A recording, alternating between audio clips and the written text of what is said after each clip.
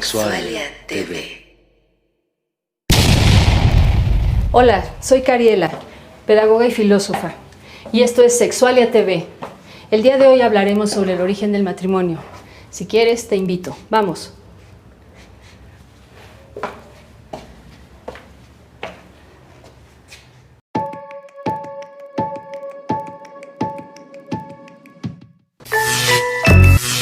Hola, ¿cómo estás? Te quería hacer una pregunta. ¿Tú de casualidad ya te casaste? ¿O estás pensando en casarte? ¿O tal vez ya pasaste de eso y mejor ya te divorciaste? Creo que el tema de hoy te va a interesar mucho. Vamos a hablar sobre el origen del matrimonio. Es un tema, pues aparentemente que todo el mundo lo tenemos como conocido, como sabido por todas las personas que a nuestro alrededor se han casado, pero no conocemos el fondo de esto. Te invito a que me acompañes. Bueno, pues, ¿quién no ha soñado con casarse? El matrimonio. Ese cuento de hadas que nos decían cuando éramos niñas, cuando éramos niños, y cuando encontrábamos que nos esperaba un futuro brillante, feliz, alegre, con aquella pareja con la que idealmente queríamos casarnos. Soñábamos con esa pareja. Y lo más importante era, estábamos las mujeres tal vez concentradas en la organización de la fiesta, el vestido, en la música que iban a interpretar, en los adornos de flores, el pastel, los invitados, la mesa de regalos, porque ahora pues se usa que uno vaya a contratar en un centro comercial una mesa de regalos para escogerla, el novio pues que nos acompañara, ¿verdad?, a hacer esa selección de los regalos, establecernos en un departamento propio, tal vez tener una casa, pero jamás pensamos cuál es la profundidad de ese acto que nosotros vamos a estar realizando al casarnos. El matrimonio es realmente una tradición que viene de muchos siglos atrás. Desde la época de los romanos ya se utilizaba el proceso del matrimonio como una forma de enlazarnos dos familias con intereses comunes por aquellos aspectos sociales, culturales, políticos o económicos que podrían tener como vínculo a esas dos familias para unirlas en un matrimonio. Ese matrimonio llevaba a esta pareja a formar una nueva familia, y esa familia hacía que los intereses de las dos familias originarias se intrometieran, se utilizaran como unión para generar mayor riqueza, mayor poder y mayor influencia en el lugar social en donde se encontraban. A eso nos referimos, por ejemplo, a aquellas familias de clases sociales altas. Claro, las familias de clases sociales bajas, pues estaríamos hablando de aquellos campesinos donde su interés fundamental era poder colocar a sus hijas en una buena casa para que pudieran tener casa, vestido, sustento y poder procrear, poder tener hijos.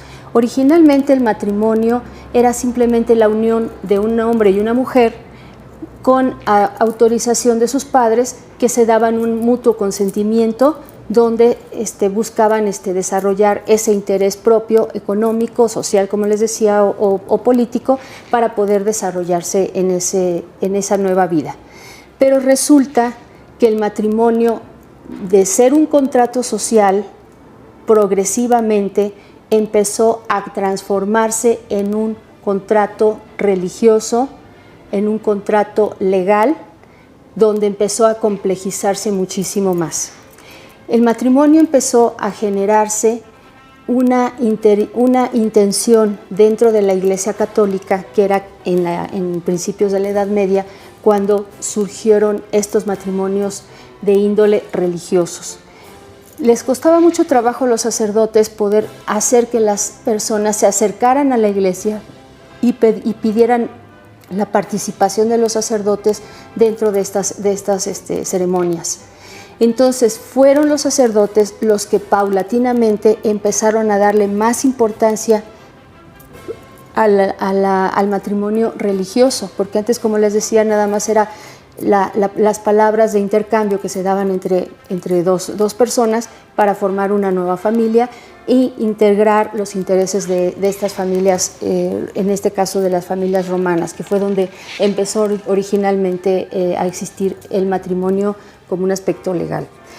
Entonces, fue en el año más o menos, imagínense ustedes, en el año 1110, cuando un papa, se llamaba Inocencio III, el Papa Inocencio III, conocía la fórmula del matrimonio que se utilizaba comúnmente en esos momentos del primer milenio de nuestra era, que era, llegaban los novios y se intercambiaban estas palabras, decían, pues tú, fulanito de tal, aceptas tomar a esta mujer como tu esposa para amarla y respetarla, cuidarla, protegerla en la salud y en la enfermedad, en la riqueza y en la pobreza. ¿Y qué creen? Terminaba la frase diciendo, y permanecerán unidos hasta que la muerte del amor los separe. En ese momento se le prendió el foco al Papa y dijo, oye, no, el matrimonio tenemos que hacerlo sagrado. El matrimonio vamos a convertirlo en un sacramento. Debe de dejar de ser algo totalmente cotidiano, debe de dejar de ser algo totalmente profano y vamos a convertirlo en algo sagrado, en un sacramento. Pero fue entonces cuando la Iglesia Católica transformó este contrato social en un sacramento, al convertirlo en algo sagrado, debido a que consideraban que el cuerpo mismo era un foco de pecado y el acto sexual era totalmente pecaminoso, que podía de alguna forma redimirse debido a la finalidad que tenía, que era la procreación de los hijos. Pero en esa redimensionalización del matrimonio, que era volverlo algo sagrado, lo convirtieron en un sacramento. Y al hacerlo un sacramento, lo convirtieron en algo indisoluble. El matrimonio fue cuando adquirió el carácter de ser un sacramento indisoluble, al cambiar únicamente una sola palabra de una sola frase que es totalmente contundente, que era, permanecerán unidos hasta que la muerte del amor los separe, permanecerán unidos hasta que la muerte los separe. Ahí es cuando se hace indisoluble el matrimonio, se convierte en un sacramento donde es el hombre y la mujer teniendo como testigo a un sacerdote quien hace esa promesa ante Dios. Entonces se eleva el matrimonio a un carácter sacramental y entonces se vuelve indisoluble. Y todas las situaciones de relaciones conyugales que se establecen a partir del matrimonio se ven limitadas y regidas y ordenadas y organizadas por la Iglesia Católica, quien decía qué se podía y qué no se podía hacer en el acto sexual, qué era conveniente y qué no era conveniente, siempre y cuando se buscara la procreación. La única finalidad de las relaciones sexuales era lograr la procreación. No se permitía tener sensaciones de placer o que se llegara a un estado de éxtasis sexual, como le llamaban antes, sino que tenía que ser únicamente limitado al lecho nupcial para la concepción de hijos. Entonces, esta situación la hemos ido pasando de generación en generación durante muchísimos siglos hasta la actualidad, donde esas frases que fueron dichas en la Edad Media las seguimos viendo como algo normal, como una tradición que realmente, como han pasado tantos siglos, pues desconocemos realmente su origen y no somos conscientes en el momento de aceptar desarrollar un matrimonio, ya sea religioso o ya sea civil, no somos conscientes de lo que estamos diciendo con esas palabras. Estoy yo entregando mi vida hasta que la muerte me separe a esa persona y esa persona está entregando su vida a mí. ¿Estamos de veras de acuerdo en eso? ¿Estamos de veras de acuerdo en condenar a dos personas a vivir juntas por el resto de sus vidas?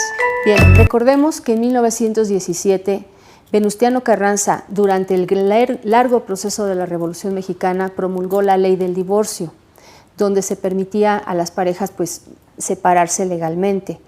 Esto ocurrió 3 años antes de nuestra Constitución de 1917. donde se nota el pensamiento avanzado que tenían los grupos revolucionarios. En comparación, por ejemplo, con España, que fue hasta 1981 cuando se promulgó la ley del divorcio, después de todo el periodo franquista que estuvieron pasando. Bueno, entonces por eso es tan importante que nos demos cuenta de cuál es la trascendencia de las palabras que pronunciamos en el momento en que estamos decidiendo aceptar un matrimonio, aceptar casarnos. Eso nos lleva a pensar en que es conveniente reflexionar, platicar en pareja y darnos cuenta de cuál es la trascendencia de las palabras que estamos diciendo al casarnos y cuál es su origen. Estamos hablando de pensamientos, de principios de la Edad Media que han trascendido a nuestra época. Y de ahí vienen las grandes dificultades que presentan los matrimonios para sostener esta promesa, donde se espera fidelidad eterna a una pareja que estamos conociendo en nuestra juventud tal vez y que no pensamos que vayamos a durar 50 o 60 o 70 años casados con esa misma persona. Entonces, de ahí viene el problema que estábamos comentando en otro momento, que era el de las grandes incongruencias que tenemos en el siglo XX y que ahora, en el siglo XXI, estamos tratando de resolver. Esas incongruencias que nos llevan a pensar que el matrimonio no es indisoluble, sino que podemos generar un divorcio a través de los años, pero también podemos estar pensando en que estamos siendo sujetos a un proceso eclesiástico del cual realmente estamos conscientes de lo que estamos haciendo, o solamente lo hacemos porque es tradición, porque es muy bonita la fiesta, porque nos gusta todo lo que es ese ritual, pero no vamos al fondo del asunto.